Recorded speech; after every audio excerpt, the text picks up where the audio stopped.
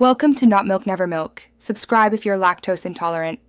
You start by unlocking the iPad and opening settings right away. Don't waste time.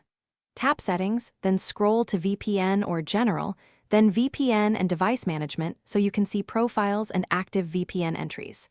If you see a lock icon or a profile labeled by your school, make sure you have permission to change it. Otherwise, you'll hit a restriction. Once you confirm access, locate the VPN toggle or the specific configuration you plan to disable and get ready to act.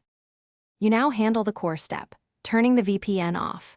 If there's a simple VPN toggle in settings, switch it off and wait for the status to change to not connected. If you see a profile, tap it and choose Delete Profile, confirm the deletion. For app-based VPNs, open that app and use its disconnect or sign out control. Make sure the app shows disconnected. Once done, verify in settings that the VPN status reads not connected, so network traffic follows the local Wi-Fi. Finish by verifying connectivity and fixing problems if needed.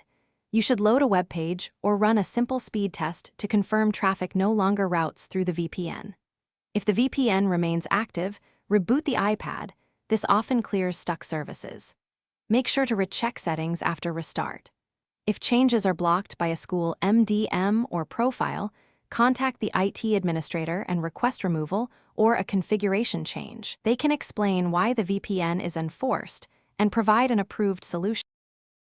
Thanks for watching. If this was helpful, leave a like and consider subscribing. See you next time.